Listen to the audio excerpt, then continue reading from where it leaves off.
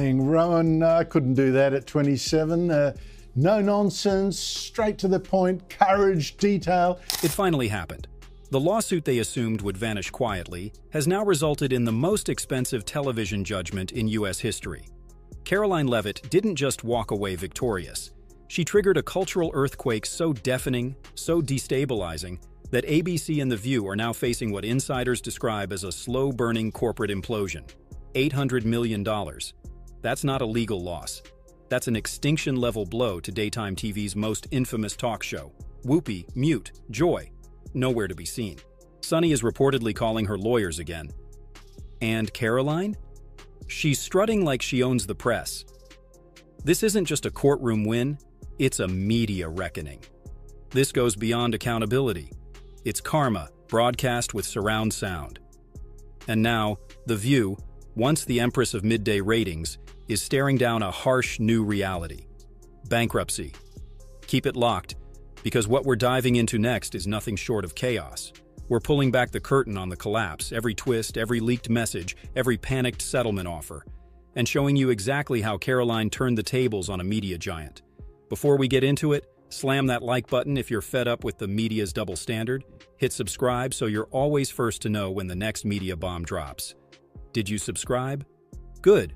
Let's break down how The View fell from daytime dominance to courtroom disaster. There is so much good news, so much winning out of the Trump White House right now that the mainstream legacy media can't keep up with it. The moment the gavel dropped and the $800 million judgment became real, the tremor didn't just shake The View. It rocked ABC's entire financial structure. In seconds, shockwaves slammed into Wall Street like a wrecking ball.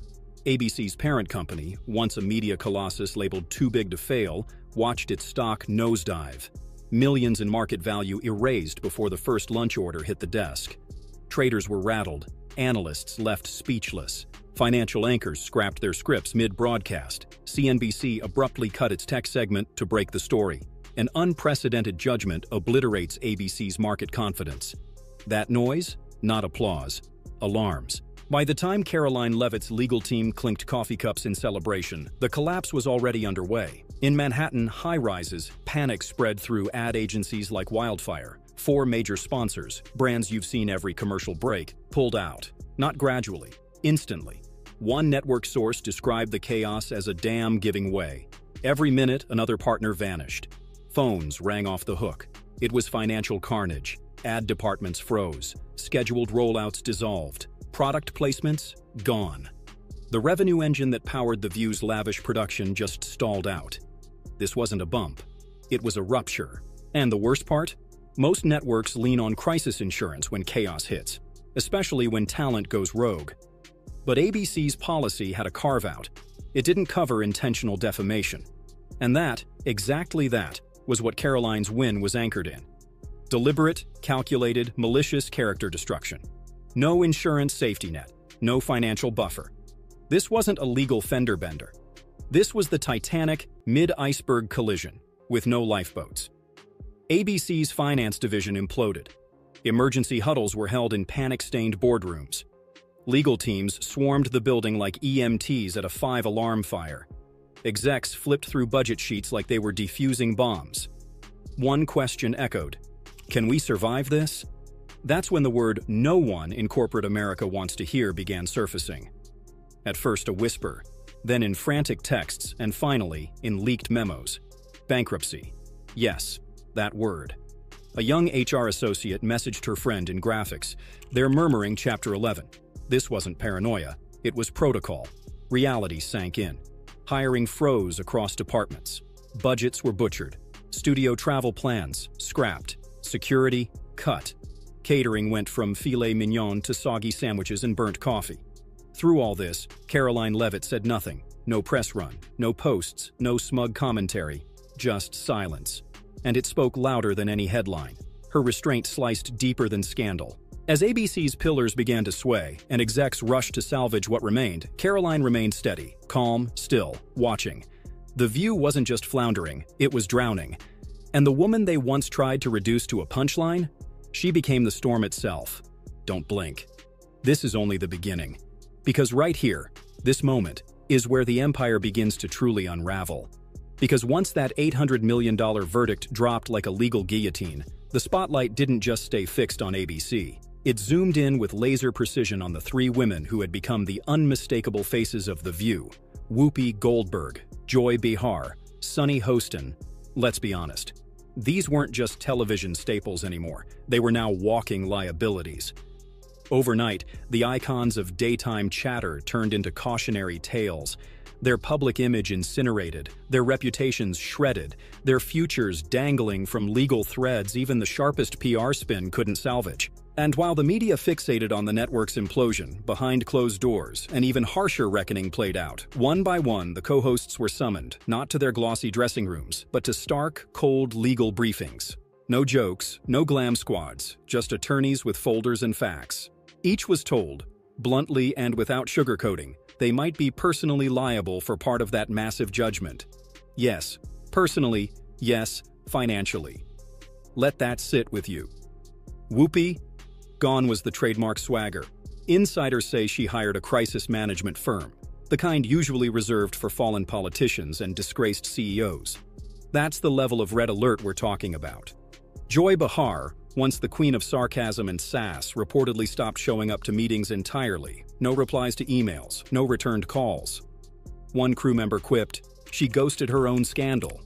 And Sunny Hostin, Ms. Legal Expertise herself, crumbled.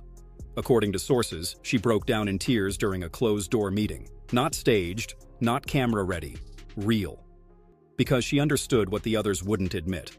This wasn't just a PR nightmare. This was career death.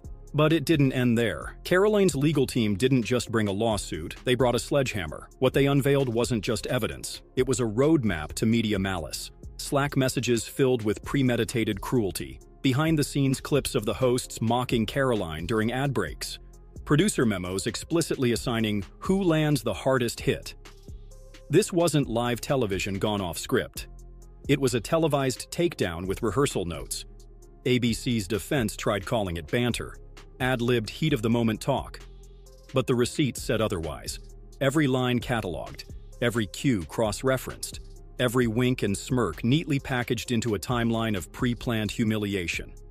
And then came the final blow. A backstage video no one was supposed to see, unearthed from deep inside ABC's archive. In it, Joy Behar sips coffee, laughs with a producer, and says the words that killed any remaining goodwill. Let's see her sue us for that. The arrogance, the flippancy. Well, Joy? She did, and she won. The courtroom fell silent when that clip played. One juror muttered, "That's cold." In a single sentence, Joy didn't just sink their case, she torpedoed it. That clip crystallized everything the public hates about modern media. The smug detachment, the reckless jabs, the belief that power shields you from consequences. Turns out, it doesn't. So Joy Behar just offered her analysis on why Leavitt was picked for the role. Karoline's silence in that moment said more than any press release ever could. This wasn't just about winning a courtroom battle. This was about long overdue accountability, catching up to unchecked arrogance. And for the hosts of The View, it wasn't just a stumble. It was a free fall with no parachute, no safety net, and no one left willing to catch them. The fallout was only beginning. And Karoline? She was only warming up. Now let's take you inside ABC headquarters. Because what unfolded behind those sleek glass doors may have been even more explosive than the courtroom spectacle. Picture it.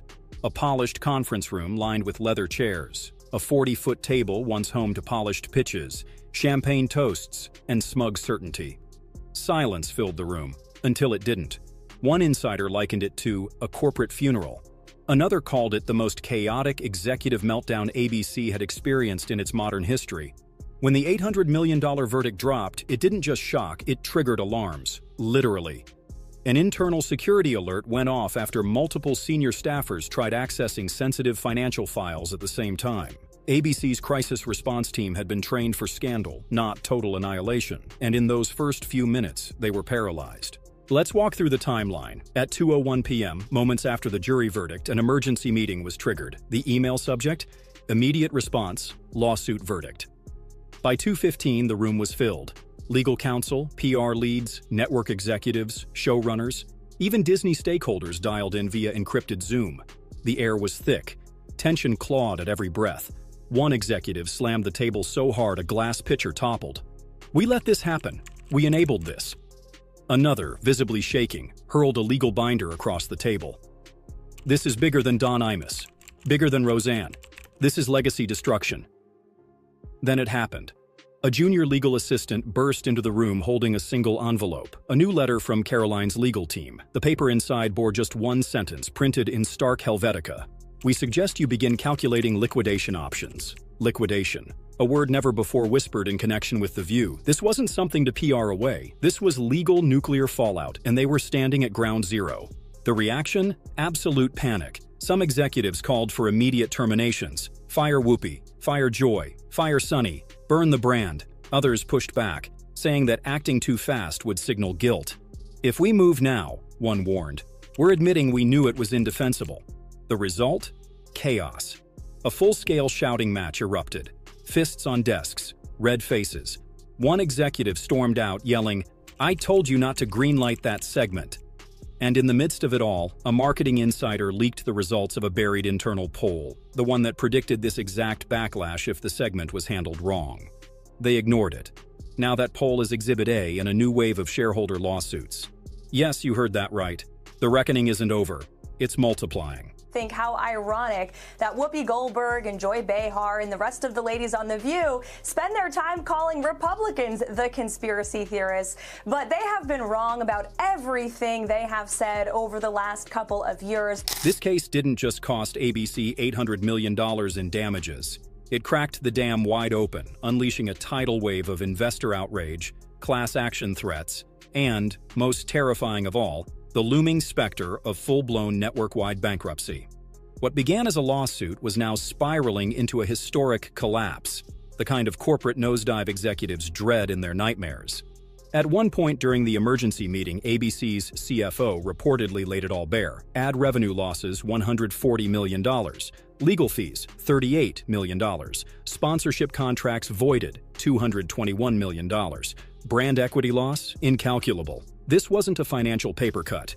It was a severed artery on live television. And then came the second strike. Just as executives were calculating damage control, a leaked video clip detonated across Twitter. Joy Behar, post-taping, sipping wine and smirking, "Let's see her sue us for that." Oh joy, she did, and she won. 2 million views in minutes. 10 million hashtags in under an hour. Joy be wrecked. Whoopi went down. Sunnyside gun. Advertisers panicked. One major automaker announced a full re-evaluation of its daytime marketing. A media conglomerate froze all-view syndication immediately. And the most brutal twist? Disney executives were already laying the groundwork for worst-case scenarios. If bankruptcy hits, one said, the entire daytime division is finished. Not downsized. Not rebranded. Obliterated. And somehow, amid all this, ABC still believed a slick apology or a few strategic suspensions might save them. But Karoline's legal team didn't even reply. No counters, no press tour, just silence. Because there was nothing left to discuss. The verdict had landed, the damage was spreading, and The View was being erased. ABC went from "let's make this go viral" to "let's explore liquidation" in less than 3 months, and no PR campaign could rewrite what had just unfolded. Because this wasn't a PR crisis. It was a reckoning. Across studios and newsrooms, anchors and producers watched the collapse like it was their own trial, because if Karoline Leavitt could bankrupt The View, then no host, no network, no unscripted moment in the media was untouchable anymore. Let's talk ripple effects. ABC wasn't the only one trembling. CBS convened emergency briefings. NBC ordered legal audits on every unscripted segment from the past half year. Even streaming giants like Netflix and Hulu quietly contacted litigation teams. Why? Because Karoline didn't just win. She shattered the illusion of media invincibility. And now, the entire industry is treating talk shows like potential lawsuits waiting to happen. Other networks are gutting scripts like they're hiding evidence. Hosts are now attending mandatory defamation training. One CNN insider revealed that new talent contracts include narrative liability clauses, making hosts personally accountable for their on-air remarks. TikTok dubbed it the talk show takedown. Twitter is flooded with tags: View bankrupt, Karoline karma, Receptier truth over talk, media reckoning. Influencers are dissecting the court case frame by frame. YouTube is drowning in 3-hour deep dives. Pundits left and right, for once, agree on something. This was bigger than Karoline. This was about the unchecked power of the media finally being forced to answer. Just sit with this. A 26-year-old conservative woman dragged the most dominant daytime show in American history into court and drained it. No screaming, no social media meltdowns, no scandal-stoking interviews. Just calm, collected receipts and surgical dismantling of institutional arrogance. That's not a news cycle. That's folklore. Now the whispers are turning into conversations. Political strategists are quietly floating 2028. One campaign source allegedly said, "She's got the platform, she's got the fire-tested base." The media tried to bury her with sarcasm. She buried them in affidavits. They're calling her the conservative AOC, except instead of tweets, she uses subpoenas. And in an era where narrative abuse was once just another broadcast, Karoline made them pay, in full. And that's the final truth. The View didn't just lose a trial, they lost the culture war. The most divisive and disgusting speech that any president, certainly in my lifetime, has ever given. He essentially waged war on half of the country by saying that we are all a threat to democracy because we believe in putting America first. It's not radical to want to put your country and your own people first. It's not radical to want to have a strong border, a strong military, and to unleash the might of your own economy, not economies around the world. So, here we are. Not just at the end of a headline, but the end of an era. The studio lights are dim. The makeup mirrors reflect nothing but silence. Audience tickets have been suspended indefinitely. ABC, the former titan of daytime television, is bleeding from every artery, financially, reputationally, and morally. The View isn't just stumbling, it's gasping for air in a PR disaster so colossal it's shaking the very foundation of the media world. And standing calmly on the other side of that wreckage is Karoline Leavitt, the underestimated voice, the political outsider they scoffed at. The composed force behind a legal firestorm that burned through decades of industry ego in a matter of months. Let's be honest, this didn't begin with some elaborate scheme or drawn-out investigation. It began with a smirk, one smug jab, one segment built to mock, to belittle, to break. A setup, not a conversation. A trap, not a debate. And now the only thing that's been dismantled is the View itself.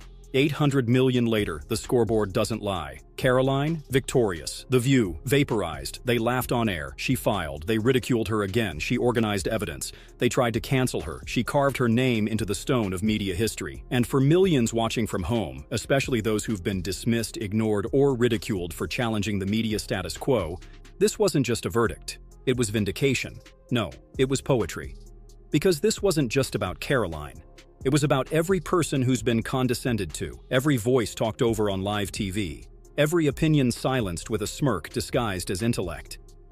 Karoline didn't just clap back, she dismantled the very system. She shattered the illusion that big networks could bully with impunity, spin narratives unchecked, and walk away laughing. Now, every producer is sweating, every host is second-guessing, every network lawyer is revising contracts with a new top clause.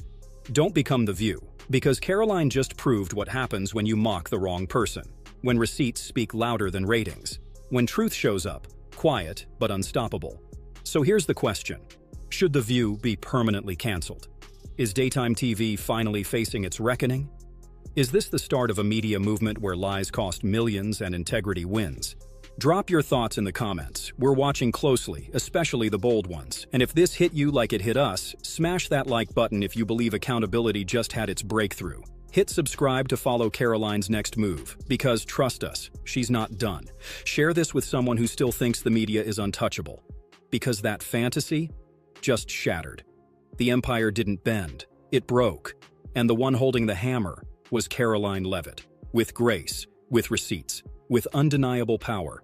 Stay loud, stay clear, stay tuned, because history just got rewritten, and her name is Karoline.